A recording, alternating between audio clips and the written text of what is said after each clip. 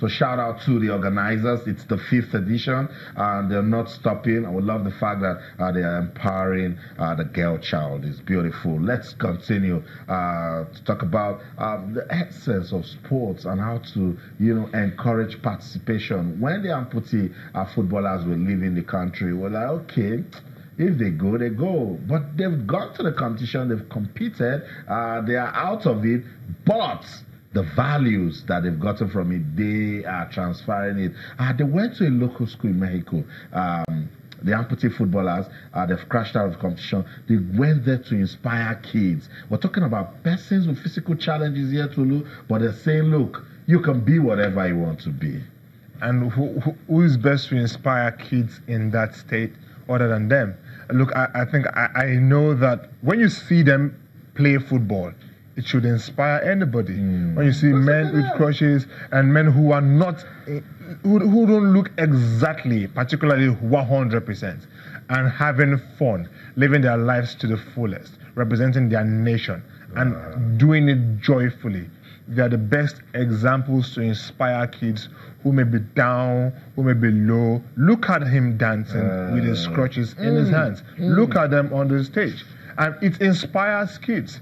Whether the kids have their disabilities or not, it inspires them to believe in themselves and be the best they can be at every point in time, because you only live this life once, and whatever you do with it, you have to live it happily. And that is exactly the message they're passing across to the kids, and you have to be happy for them. You have to be happy for what they did. And let me talk about the football itself. It's their first time at a major event like that, having missed the first 4. Wow. And they lost the first game 6-0 to Brazil, lost the second game, and they won the third one. So they didn't leave empty-handed. Yeah. They left with their heads held high, despite arriving Mexico days. In fact, the event had kicked off before they arrived. Wow. They still didn't come back with excuses. They got it in batches. But they told a story that they were going to be at this Amputee Football World Cup, and they did.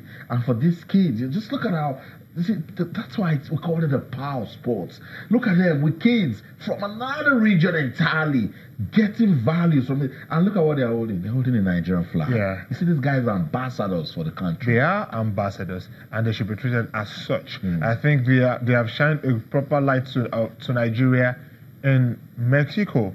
And the people will look back at them and say, wow, it's good to have and know that these people can be this happy in their state regardless of how they feel. I think that is the story, really, that they are in this manner, that they are, and they can't help themselves, but they're making the most out of it and living their best life. So someone is standing, you're able-bodied, you are fine, and you're saying that you cannot do something. That's your motivation right there. It is. To say, look, nothing can stop you. You can be whatever you want to be. And these kids will never forget this day that some persons came, despite everything that they've been through in life, they are still winning. No, come on, motivational. It is beyond just emotional. And to see the way the kids are responding to them, it tells you that they are shocked seeing what they are saying, but the fact that they can see that, it's going to inspire a lot of those kids. We never can tell how exactly it will, but some of them will never, for the rest of their lives, forgotten what they have seen. And it's not just the kids. I saw their parents there also. Yes. And, for the organizers to say, look, come out, go and talk to this. They understand the values that these amputee footballers carry. So it's beautiful. We'll continue to celebrate the Nigerian amputee football team. We cannot wait for them to get back to the country. Now, you see, we must keep supporting them. They are role models in their own right. They're ambassadors of the country. They've gone to represent Nigeria. They're now telling our people all over the world that, look, impossible is nothing. We love this story and continue to talk about it. Let's go on this quick break. When we come back, forgot the time, we'll talk more. Talk about the Super Falcons and, of course, I show love to Leicester City. So don't go anywhere. We'll be right back.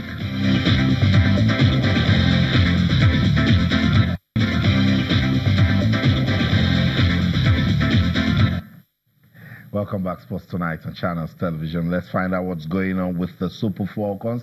They are getting ready for the African Women's Cup of Nations that will take place in Ghana. It will kick off on November the 17th. They've been in camp in Lagos, in Ekpe. Today they had a presser, Tolu. They've been preparing, and Thomas Denaby, the head coach, says, look, this team can go to Ghana and defend their title.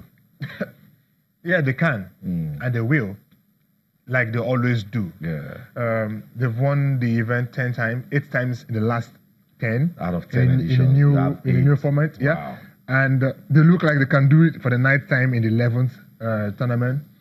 But a lot of things are going wrong, Austin, and it's a shame. Tell me. So the ladies won the 8th edition in Cameroon in 2016, and for the whole calendar year in 2017, they didn't kick a ball in national colors, not once. They played the qualifiers. That was in 2018. That began at the start of this year. So throughout 2017, for a full year after the Super Falcons won the African Cup of Nations for a record 8th time, they didn't play a game. Afterwards, of course, Florence Omagbemi was sacked. We had the issue with Paul Le Guen, who publicly rejected the job. Randy Waldrum equally took a job at the University of Pittsburgh women's football team, becoming another public embarrassment before Denaby came in. Yeah. And now, having played the qualifiers and played the last game in June, defeating Gambia 7-0 on aggregate. Yeah. The game 6-0 ended here in Lagos in Agege, I remember. Between June, knowing fully well that the Nations Cup kicks off in November, they haven't played a game. And then the NFF sets up a match for them today against an under-16 male team. Isn't that the biggest embarrassment for the most successful football team in Nigeria? Wow. Who have won more titles than even the Super Eagles that the NFF carry high and mighty? Because they can easily just... It is the most annoying thing the NFF does, and it is embarrassing. We're talking about a team that has a 3-time African Footballer of the Year. Women or not, the men don't play aliens. And we've never had a man win the African Footballer. It was in the year. And that's the only friendly game they played in that period. We lost 8-0, yes. So what? Which means we should be playing more games. And they haven't played a game, played an under-16 male team, amateur under-16 male team, the national team to play an under-16 male team. Togo, get Kenya, get... Is that the best we can do? And as of today during the presser, Denaby was still saying that they are still looking forward to getting friendly games. Not even confirmed, with 2 weeks to the start of the competition. I get you. Totally. What is the NFF doing with the female team in Nigeria? What on earth are they doing? I wish we started this earlier for you. Don't get it. And I wish I did. Don't get it. Thank you. Thank you so much, Tolu, for coming. And of course, fighting for the ladies. Women's football, we keep saying, needs more attention in Nigeria. So it's over to the Nigerian Football Federation to fix that for us. That's the show. But remember to keep talking to us on Twitter channels _sports, Facebook channels I feel sports. Oh, we're scared of in here. Let's go. For the team, I'm Austin Okonakwan. In everything you do, remember to keep talking sports. Bye for now.